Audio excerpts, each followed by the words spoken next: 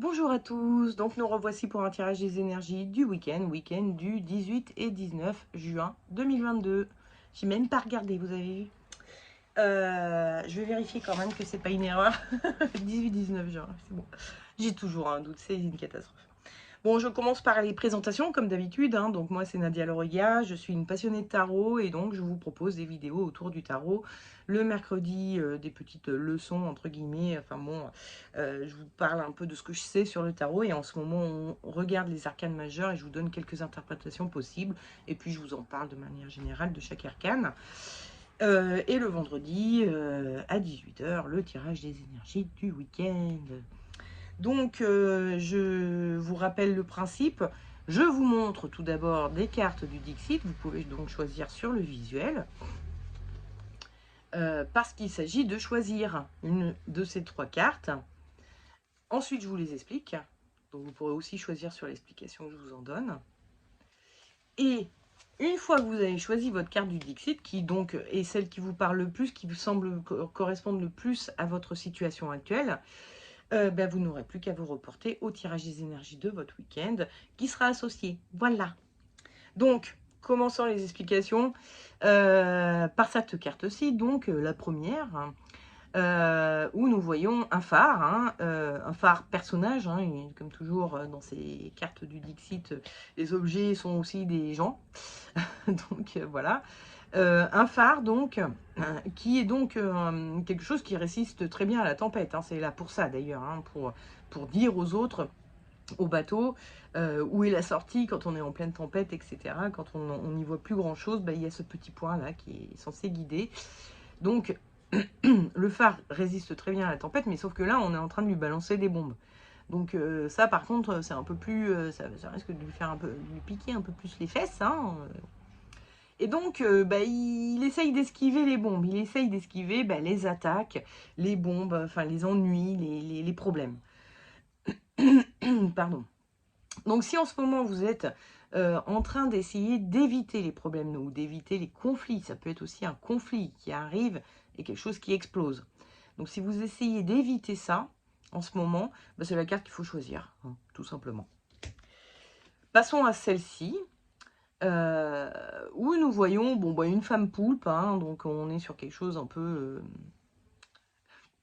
je sais pas, d'un peu onirique, hein, on est d'accord. Donc cette femme poulpe est en train de regarder un lampadaire dans lequel il y a un cœur, donc ça l'illumine, ça l'attire, ça la pousse en avant, et elle a aussi ses petits cœurs dans les yeux.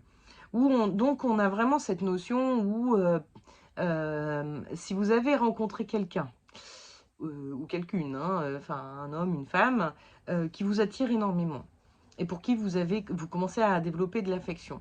Et vous vous dites, c'est cette personne-là, la personne de ma vie, c'est avec cette personne-là qu'il faut que je construise ma vie. C'est forcément lui ou elle, la femme ou l'homme de ma vie. Bon voilà, c'est la carte qu'il faut que vous choisissiez, tout simplement. Et passons maintenant à ceux qui... Non, pas à ceux, à cette carte-ci, pardon, où nous voyons un personnage qui est sur cette toute petite île. Donc celui-ci, l'eau. Sauf que lui, il se met un panneau sens interdit. C'est-à-dire qu'il s'auto-empêche d'avancer. Il s'auto-empêche, il s'auto-sabote, il s'auto-censure. Et puis il y a ce petit oiseau là sur son dessus qui renforce, qui alourdit ce sens interdit, qui l'enfonce encore plus dans la terre, quoi. Donc si en ce moment vous aimeriez bien, je sais pas, développer un projet, aller vers quelque chose, mais vous l'empêchez. Pour quelle qu'en soit la raison, c'est vous qui vous empêchez de faire ce pas-là. C'est la carte qu'il faut choisir. Voilà. Hein. Allez, passons au tirage des énergies du week-end, en commençant évidemment avec la première. Donc ceux qui auront choisi cette carte-ci, hein, vous esquivez les problèmes. En énergie de votre week-end, j'ai tiré le soleil. Le soleil, c'est une carte chaleureuse, hein, le soleil prend carrément la moitié de la carte, hein, c'est vraiment, on est sur de la bonne chaleur et tout.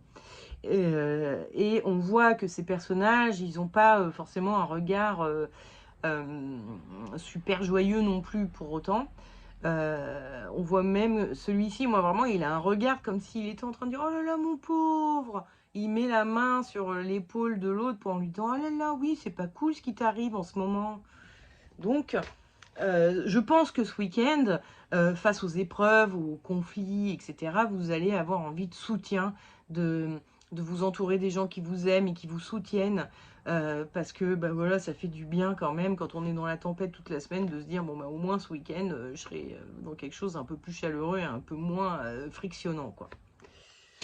Normal, quoi, hein, c'est tout à fait normal d'avoir un peu envie d'aller pleurer dans les jupes de sa mère quand on vit des moments un peu difficiles, un peu compliqués avec d'autres gens, ou dans la vie en général. Donc bon. Et le conseil que vous donne le tarot, c'est la maison Dieu. Le déconseil, c'est la roue de fortune. Et puis les runes nous ont donné comme conseil une notice. Notice qui revient super souvent en ce moment. Bon, on en parle après. Donc, la roue de fortune. La roue de fortune, on voit ces personnages qui sont bien accrochés à leur roue. La roue, il y a une manivelle, là, c'est aucun d'eux qui tourne à la manivelle. Ils sont emportés dans leur truc et puis ils s'accrochent fort en attendant que ça passe et d'être à une situation un peu plus calme, posée, en haut de la roue, quoi. Enfin, là, les positions sont totalement inconfortables, que ça tourne dans ce sens-là ou dans ce sens-là, d'ailleurs. Alors que là, bon, la position est quand même un peu plus confortable, on est un peu plus décontracté. Donc, le tarot, il vous dit, n'attendez pas, enfin, vous accrochez pas en mode, de toute façon, à un moment donné, ça va se passer et j'attends juste que ça passe, quoi. Ça va pas passer. Le tarot vous dit, soyez dans la position de la maison Dieu, où on voit qu'il y a la tête de la tour qui saute, donc déjà c'est beaucoup plus bruyant, on imagine c'est quelque chose de très bruyant. Et puis il y a ces personnages, il y en a un qui est à l'intérieur de la maison et l'autre à l'extérieur, comme si ils avaient pris décision de se séparer, de se quitter et d'arrêter tout. Et je pense que le tarot est là vient vous dire, peut-être qu'à un moment donné, il faut aussi taper du poing sur la table. Vous êtes dans des conflits ou dans des attaques, il y a des problèmes qui vous arrivent. Et si vous vous contentez d'esquiver en vous disant bon, ça va bien finir par passer, il y a bien un moment où ça va s'arrêter, le tarot il vous dit bah non, pas trop. Soyez peut-être un peu plus vindicatif, un peu plus virulent, un peu plus assoyez un peu plus votre autorité, votre respect, le respect qu'on vous doit, quoi. Dire et taper donc du poing sur la table en disant là je me sens pas respectée. Il y a un moment, va peut-être falloir que ça s'arrête. Je vais pas continuer à accepter ça et à devoir tout le temps esquiver. Là, ça me saoule. À un moment donné, calmez-vous. Arrêtez de m'attaquer. Arrêtez de me balancer des scuds, des bombes, bref, voilà. Arrêtons les conflits. Et puis notice. Bon, alors on commence à la connaître, notice, hein, c'est une rune, pardon, qui veut dire besoin ou nécessité. C'est un passage obligé.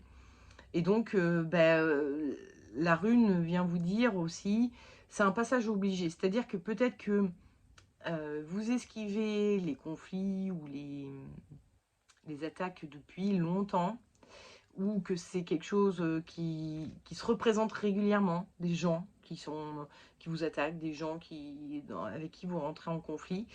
Et Notice, elle vient vous dire, bon, à un moment donné, si on a repéré un schéma, il est peut-être temps de réfléchir dessus pour dépasser ça. Il y a peut-être quelque chose qui, en vous, qui se joue et qui fait que bah, ces situations-là, ou de conflits ou d'attaques, etc., se représentent un peu trop régulièrement dans votre vie. Et donc, il faut peut-être commencer à y réfléchir et à travailler un peu sur soi pour essayer de débloquer ce truc-là qui fait que ça vous revient dans la gueule tout le temps. Attendez, excusez-moi, je suis en train de... Je regarde un peu mes notes. Ouais, c'est ça aussi, ça vient dire... Il y a des moments désagréables dans la vie, mais qui sont aussi très formateurs, très fondateurs, très fondateurs de vos valeurs, de qui vous êtes vraiment. Et c'est un moyen que l'univers emploie de vous mettre, de vous confronter comme ça, pour que vous réalisiez qui vous êtes vraiment et pour que vous réalisiez aussi qu'il y a peut-être des choses, des comportements, une façon de vous présenter aux autres, bref, il y a des choses en vous qui sont peut-être, qui seraient peut-être bonnes de changer, et donc l'univers vous ramène tout le temps dans cette situation, ou vous amène cette situation aujourd'hui en tout cas, pour vous permettre d'avoir un espèce de petit déclic sur la façon dont vous vous comportez, et qui a priori est le fait de ne pas vouloir aller à la confrontation et de plutôt être en mode esquive. Et c'est souvent que le tarot ou les runes disent voilà, allez pas trop à la confrontation, ça sert à rien et tout ça. Alors que là, elles vous disent si, allez-y, franco, soyez dans la confrontation, parce que vous allez peut-être en tirer aussi un enseignement, comprendre quelque chose, que ben oui, en fait, vous êtes tout à fait respectable et il est normal de demander du respect. Déjà, pour commencer, et puis peut-être aussi bah, vous permettre de vous libérer d'un schéma qui revient comme ça régulièrement. Donc voilà, hein. Soyez plutôt actif, tout en ayant conscience que bah, y a peut-être un schéma derrière tout ça et qu'il va falloir travailler dessus aussi. Passons maintenant à ceux qui auraient choisi cette carte-ci. Donc vous êtes tombé amoureux, vous êtes un peu, on voit hein, avec cette carte qu'il y a quelque chose de l'ordre de l'hypnose, hein. On est complètement, enfin de l'hypnose ou de, vous savez, hein, là on voit vraiment le papillon qui est attiré par la lumière et qui va se faire cramer dessus, quoi, hein. On est vraiment, l'énergie de votre week-end, c'est le diable. Avec le diable, on a, alors déjà, on a une notion de charisme, hein. Le diable, c'est un personnage très charismatique qui arrive à enchaîner les foules. Donc, il y a effectivement peut-être une notion de la personne dont vous tombez amoureux, amoureuse, et quelqu'un qui vous charme énormément.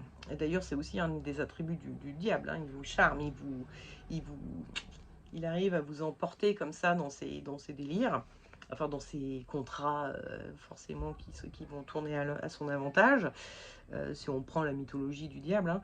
Mais toujours est-il que voilà, il a beaucoup de charme, il a du charisme, il y a quelque chose voilà qui vous attire énormément. Et puis il y a aussi cette notion, on va dire, de sensualité qui est là, parce que bon, il y a la sexualité est forcément présente, hein, parce qu'on voit ses seins, on voit sa zigounette.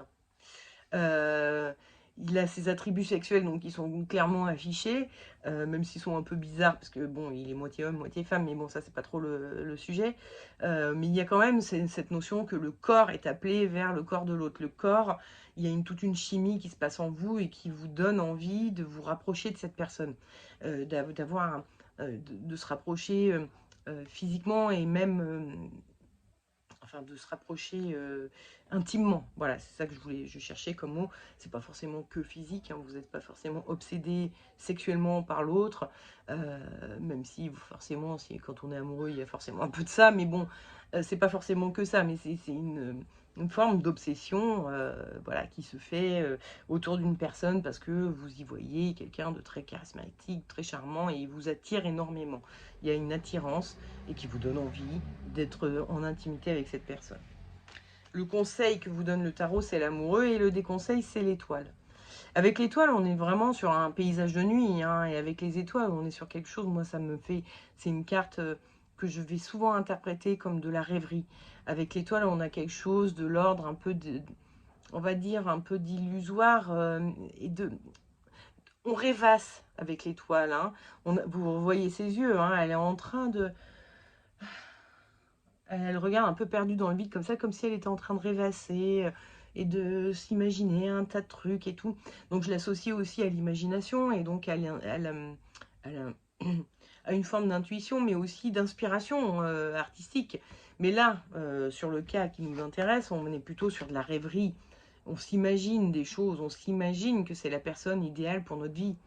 Et le tarot, il est en train de vous dire non, pas ça. J'ai oublié de vous montrer la rune, c'est pas grave, on la regarde après. Le tarot est en train de vous dire, soyez plutôt dans l'énergie de l'amoureux. Avec l'amoureux, on voit donc ce personnage-là, ils aimeraient bien faire des choses et tout ça, être en couple, quoi. Et puis là, il y a un troisième personnage qui a une main dirigée vers la bistouquette, hein, encore une fois. Le tarot est très sexuel hein, aujourd'hui. et une main sur l'épaule, comme si quelqu'un d'extérieur, entre guillemets, au couple, vient poser la main sur l'épaule, sur votre épaule, et vous montre un peu, bon ben voilà, le côté un peu sexuel de la chose, sensuelle, la volonté d'intimité, blablabla, blablabla. Il est en train de te dire, oula, oula, oula, oula. Hein, vous voyez, elle est en train de lui conseiller, de le conseiller, de lui dire, fais attention peut-être un petit peu quand même à ce que tu as envie, à cette... voilà. Donc le tarot, il est en train de vous dire, vous êtes peut-être un petit peu en train de vous illusionner, et peut-être que dans votre entourage, il y a des gens qui vous disent, moi je connais un peu cette personne et je pense pas qu'elle colle avec toi.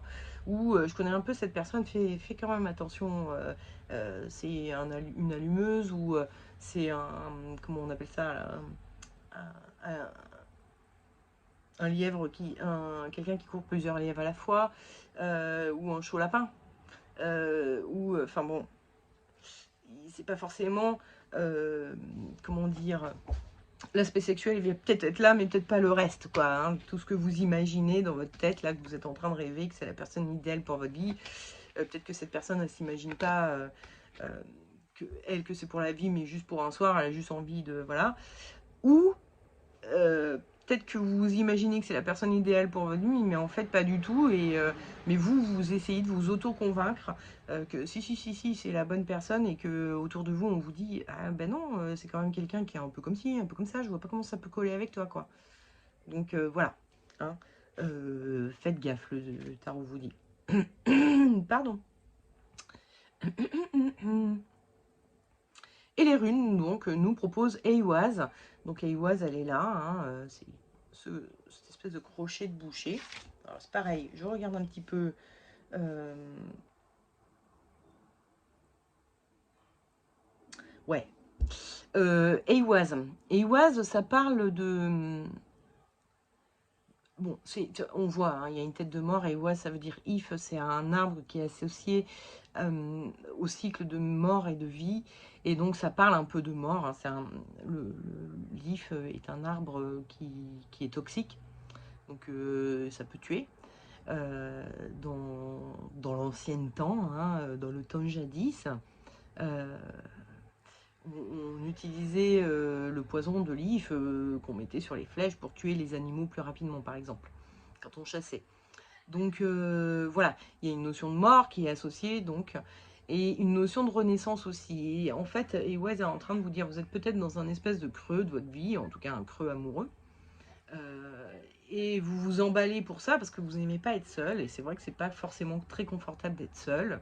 Ça dépend pour qui. Il y a des gens qui sont plus confortables seuls qu'accompagnés et d'autres qui sont plus confortables accompagnés que seuls. Mais de point de vue un petit peu, je dirais, un peu pathologique, enfin névrotique, on va dire, pour être plus... C'est pas forcément, comment dire, dramatique non plus. Mais c'est juste une petite névrose, voilà, qu'on a, on supporte pas de les gens ou on supporte pas d'être seul. Mais dans la vraie vie, en fait, les phases où on est seul, ce sont des phases d'introspection. C'est là, c'est le moment où vous pouvez vous connaître vous. À partir du moment où vous êtes en interaction avec l'autre, vous êtes dans du personnage, vous êtes amené à faire des choses que vous auriez peut-être pas fait tout seul, etc., etc. Et vous vous faites entraîner dans une vie quotidienne avec quelqu'un d'autre et qui vous fait vous perdre un petit peu par certains côtés. Et les premiers amours sont souvent un peu comme ça, on se perd totalement dedans, et puis on se retrouve seul tout d'un coup parce que finalement ça marche pas. Quand je dis premiers amours, c'est pas forcément... Enfin, il y a des gens qui se sont rencontrés, genre au collège, ils sont toujours ensemble, bon bah voilà, parfait pour eux. Mais la plupart des gens vivent plein de petites histoires d'amour dans lesquelles on se perd un peu. Et quand on se retrouve seul, ben on se dit, ah bah oui, finalement, putain, je faisais ci, je faisais ça, en fait, ça me correspond pas du tout. Mais je le faisais pour être aimé, je le faisais pour être sympa avec l'autre, parce que ça lui faisait plaisir, blablabla. Et en fait, le but du jeu, au final, c'est souvent être aimé en retour. On apporte beaucoup de choses à l'autre pour être aimé en retour. Et Oise vous dit, effectivement, vous passez par des phases comme ça, bon, vous êtes amoureux, vous l'êtes plus, vous êtes amoureux, vous êtes plus. Et les moments où vous êtes seul, les moments où vous êtes célibataire, c'est les moments où vous pouvez un peu faire le bilan, le point sur les relations précédentes. Et puis, vous vous mettre un peu de plomb dans la tête pour pas retourner dans les mêmes schémas, pour pas retourner dans les mêmes conneries quand même. Et bah là, j'ai l'impression que que le tarot et les runes sont en train de vous dire, vous êtes encore en train de vous illusionner, vous faire des tas de films sur quelqu'un, et finalement, bah non. C'est là pour l'instant, vous avez surtout besoin de digérer et de bien appréhender qui vous êtes, quels sont vos besoins. Réfléchissez bien à ça et vous verrez, est-ce que cette personne-là vous correspond vraiment? Parce que j'ai l'impression que Tarot comme Rune sont en train de dire, c'est pas vraiment la personne idéale pour toi, donc qu'est-ce que tu fais? Bon, après, c'est normal, hein, souvent, on rentre dans des petits délires amoureux, comme ça, ce qu'on appelle le crush, les coups de foudre. Hein, les coups de foudre, très souvent, bon, ça peut arriver, encore une fois, évidemment, c'est pas général, c'est pas absolument voilà, pour tout le monde, mais le coup de foudre, c'est quand même super rare quand ça donne quelque chose. Hein. Les trois quarts des coups de foudre que l'on a, c'est des crushs, quoi, hein, hop là, ça match, il y a un truc qui match, ça c'est vrai. Mais finalement c'est souvent très physique, le truc qui match. C'est juste parce que la personne est belle physiquement, ou parce qu'elle parle bien, parce qu'elle vous a charmé, etc. Il y a un truc, voilà. Mais dès qu'on creuse un tout petit peu en dessous du vernis, on voit que ça va pas du tout. C'est pas du tout la personne idéale. Et si on persiste, on va rentrer dans ces amours passions où on se fait du mal au final, où on essaye que l'autre il rentre dans la case qu'on voudrait qu'il rentre, et puis lui il fait pareil en face, lui ou elle, hein, et puis on est tous les deux malheureux, au final on s'entre-déchire parce que l'autre n'est pas exactement comme on voudrait, mais il y a cet aspect passionnel et donc qui est quand même très physique, qui est là et qui fait qu'on croit que c'est comme ça que l'amour marche, mais sauf que c'est pas du tout comme ça. L'amour, ça vient souvent avec du temps, ça prend du temps pour arriver.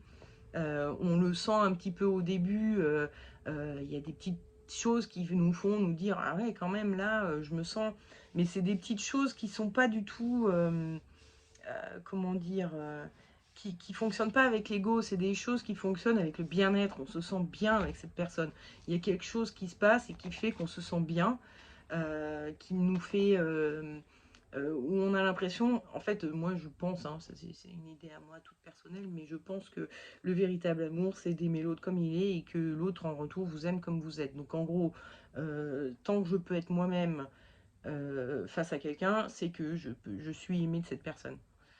Et tant que j'accepte l'autre comme il est, c'est que je l'aime. À partir du moment où il y a des trucs qui grincent, qui coincent, que ça va pas, qu'il faudrait que je me modifie, si, gna gna gna, là, je suis pas sûre que ce soit de l'amour du vrai. Je pense qu'il y a des illusions qui se sont créées, il y a on s'auto, comment on dit, convainc que c'est la bonne personne, qu'il faut absolument rester, et tout. Mais en fait, moi, les personnes que j'aime le plus dans le monde, ce sont des personnes que j'aime comme elles sont. Point barre. Et j'ai jamais demandé à ce qu'elle change, je ne demande pas, voilà, ça concerne ma famille, mes amis, mon compagnon de vie, ce sont des personnes que j'aime comme elles sont, je leur demande pas de changer, je leur demande pas de faire autrement, et je les accepte comme elles sont, même si j'estime que parfois, bon, elles font des erreurs et tout ça, mais je me dis, bon, ah voilà, leurs erreurs, c'est leurs erreurs, euh, elles, en tout cas, avec moi, j'ai pas besoin qu'elles changent pour les aimer et pour me sentir bien avec elles. Donc je pense que c'est ça l'amour, hein, en fait. C'est vraiment de trouver une personne avec qui on... ou une ou des personnes, hein, parce que il peut s'agir d'amour amical, enfin d'un amour un peu plus large que l'amour amoureux, quoi. Même si bon là on est plutôt quand même, enfin on a l'impression que c'est plutôt un amour amoureux, mais bon imaginons que finalement cette personne qui vous attire tant, c'est juste, je sais pas, quelqu'un pour qui vous avez beaucoup envie de vous rapprocher de cette personne, de devenir ami avec elle, etc. Ben voilà, hein. Essayez de vraiment pas trop vous voiler la face et vous dire, euh, vous enlever ces petits cœurs dans les yeux hein, pour le regarder tel qu'il est vraiment et de vous demander est-ce que c'est vraiment quelqu'un qui me correspond, est-ce que c'est vraiment quelqu'un que je pourrais aimer comme il est et qui pourra m'aimer en retour comme je suis. Posez-vous la question, réfléchissez bien à tout ça, et puis, n'oubliez pas d'écouter vos proches qui sont en train de vous dire peut-être un truc qui ne colle pas. Entendez-le.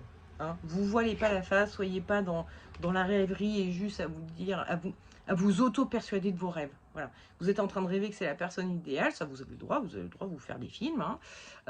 Mais ne prenez pas ça comme une vérité absolue, ce n'est pas forcément vrai.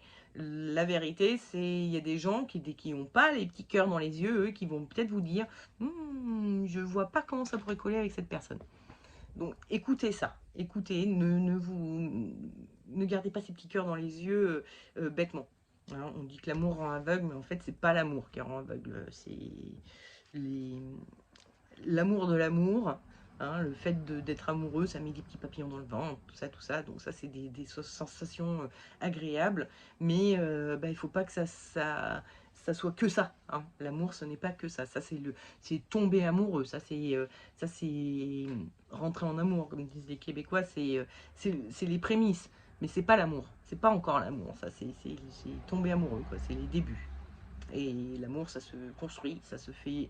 Il faut quand même un peu de temps avant de dire oui, là, vraiment, je pense que cette personne, je l'aime pour de vrai, quoi.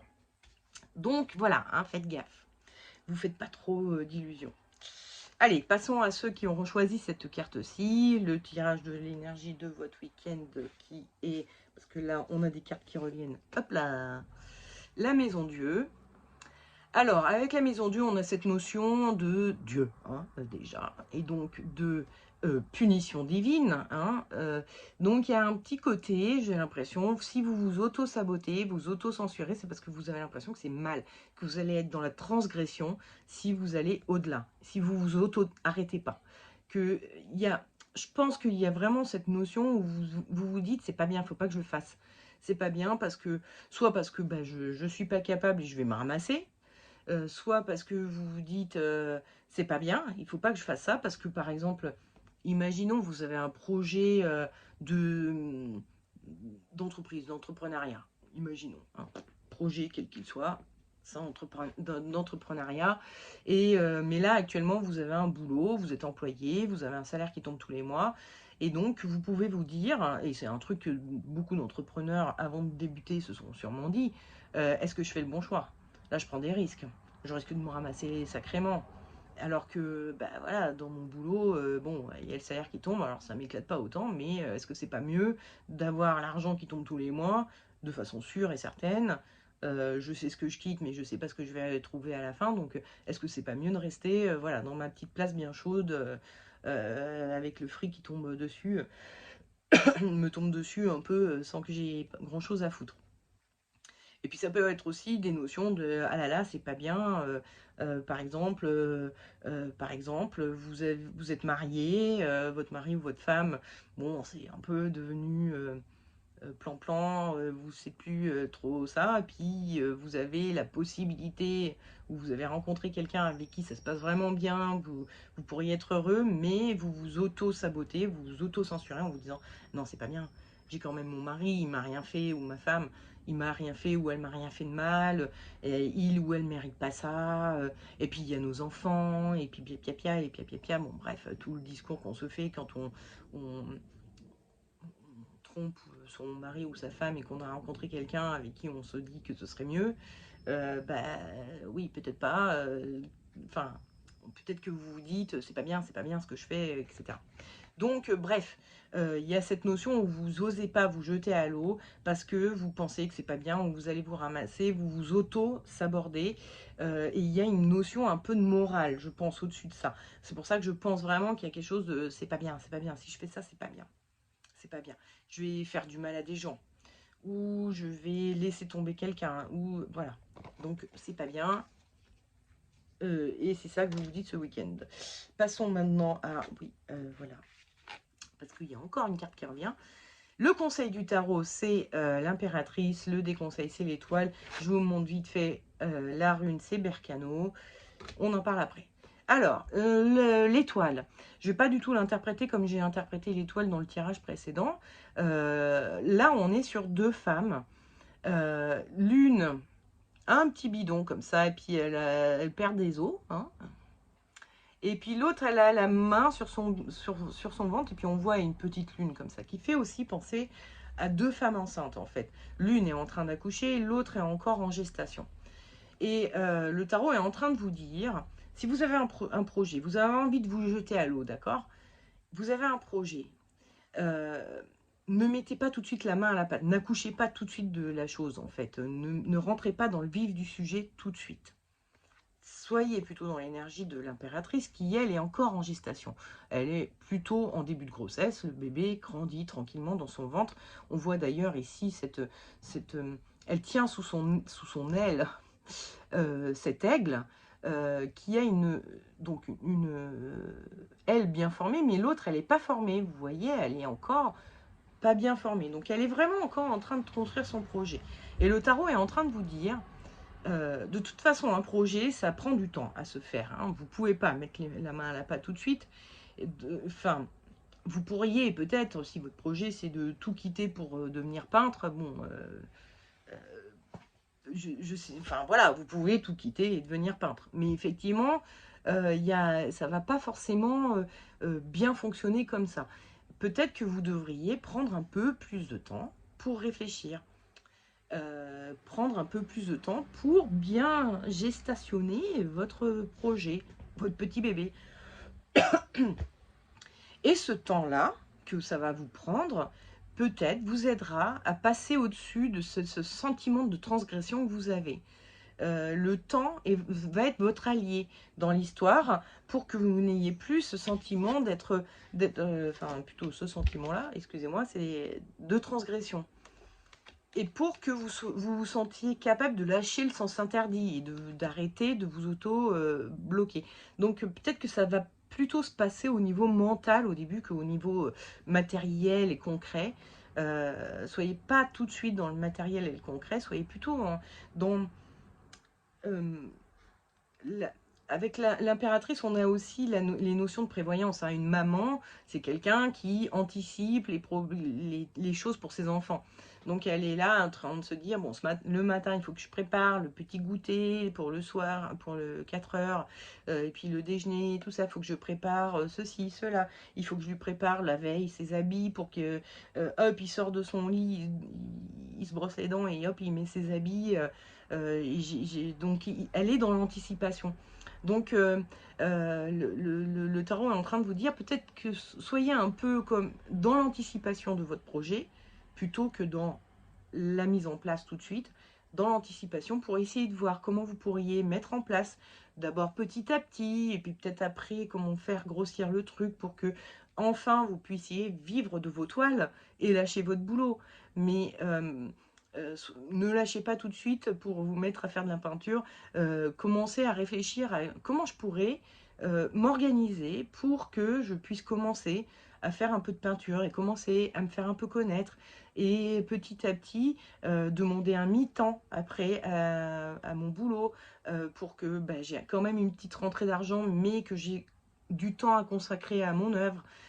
Enfin, bon, je reste sur, je file mon exemple sur je lâche tout pour devenir peintre, mais bon, quel que soit le projet, hein, ça marche pareil. Hein, vous comprenez bien le principe que voilà, vous n'êtes pas obligé de tout lâcher d'un coup. Vous pouvez peut-être y aller pas à pas, et il faut donc réfléchir à une stratégie et tout qui représente là la gestation de votre projet. C'est comment je vais pouvoir faire en sorte d'accueillir dans le monde ce projet. Hein, comme on accueille un enfant, tant qu'il est dans le ventre, bon, entre guillemets, il n'y a pas grand-chose à faire à part du préparatif, du prévisionnel, comment j'ai dit tout à l'heure, là, mince, du, ah, j'ai perdu mon mot, bon, c'est pas grave, on s'en fout, mais bon, bref, vous êtes dans la préparation avant qu'il naisse, puis une fois qu'il est là, par contre, vous êtes dans le concret. Là. Si vous avez rien préparé avant, vous êtes débordé, vous ne savez plus où donner de la tête. Si vous êtes bien préparé, que vous aviez déjà acheté un bon stock de couches, gna gna gna gna gna, bon, déjà, ça se passe mieux, et puis vous êtes plus à même de vous occuper bien du bébé. Donc de votre projet, vous êtes plus à même de bien faire les choses, plutôt d'être dans « Oh putain, pourquoi je suis partie Enfin, vous imaginez, si on apprenait qu'on était enceinte et pouf, on a accouché le lendemain, ce serait un peu chaud, quoi. Hein. Donc non, là, vous avez bien le temps de vous préparer grâce à cette période de gestation. Donc le tarot est en train de vous dire, voilà, hein, soyez plutôt dans la préparation intérieure pas forcément en concret pour l'instant. Et vous verrez que ça fera sauter les verrous là, que vous mettez vous-même. Et puis, donc en rune, j'ai tiré Berkano. Alors, comme vous le voyez sur l'image, hein, Berkano, c'est aussi une femme enceinte. Hein. On est totalement... Donc, c'est pour ça que je pense vraiment que la censure que vous mettez, c'est sur se jeter à l'eau pour un projet, que ce soit entrepreneuriat ou un projet personnel, peu importe. Mais je pense que derrière, il y a du projet, hein, parce que quand même, j'ai tiré 3 femmes enceintes, là. Hein. Et effectivement, Berkano, vous la voyez, là, on l'associe. Alors, Berkano, ça veut dire boulot. Tout à l'heure, j'ai oublié de vous dire... si, non, je vous ai tout dit, je crois. La traduction des autres runes, mais bon, bref, on s'en fout, c'est passé. Allez, hop. Berkano, ça veut dire boulot. Le boulot, c'est un arbre qui est associé à la fécondité, à la fertilité dans les pays nordiques. Parce que c'est un arbre qu'on voit beaucoup. Voilà, qui est très courant. Et puis, voilà, le vert revient au printemps. Bon, bref, comme un peu n'importe quel arbre, hein, les feuilles reviennent au printemps, et blablabla. Et puis, il a quelque chose de fragile, de frêle et tout, donc il fait penser un peu à la féminité. Bien qu'il soit quand même solide, hein, il y en a qui vivent très vieux, mais bon, c'est pas, c'est un arbre qui a l'air fragile, comme pourrait avoir l'air fragile une femme, et donc, plus le printemps, plus blablabla, donc c'est une rune qui est très associée à la fécondité, et donc à la fécondité et à la gestation de projets, hein. Voilà, donc en gros, la rune vient juste totalement renforcer ce que l'impératrice vous disait, c'est bah, là pour l'instant c'est pas encore le moment d'accoucher, mais c'est le moment de semer les graines, c'est le moment de bien réfléchir, de bien anticiper. Ah bah c'était ça le mot que je cherchais tout à l'heure, l'anticipation. Donc c'est le moment où vous devez, bah voilà, euh, vous avez peut-être des petites pierres à poser, mais qui ne sont pas des pierres où vous êtes encore dans le projet, mais des pierres où on prépare l'arrivée du projet. Donc voilà, hein, elle revient totalement renforcer, pardon, le message que vous donnez l'impératrice. Donc bon, bah voilà. Vous savez ce qu'il reste à faire, c'est-à-dire rien pour l'instant. Rien, si ce n'est là-dedans, quoi. Hein, de la préparation, de l'anticipation, de comment je peux mettre ça en place, et puis prendre bien le temps pour ne plus avoir ce sentiment de transgression que vous pouvez avoir actuellement. Voilà, bon, eh ben écoutez, il ne me reste plus qu'à vous souhaiter un excellent week-end, hein, et puis je vous dis à la semaine prochaine pour le prochain tirage des énergies du week-end. N'oubliez pas aussi que je propose des petites vidéos le mercredi soir sur le tarot et la tarologie en général. Donc, n'hésitez pas à regarder ces vidéos-là aussi. Et donc, à mettre des pouces, à mettre des commentaires, à liker mes réseaux sociaux, mes vidéos. Vous connaissez le topo. Allez, je vous dis au revoir et à la semaine prochaine. Ciao, bye. Ciao.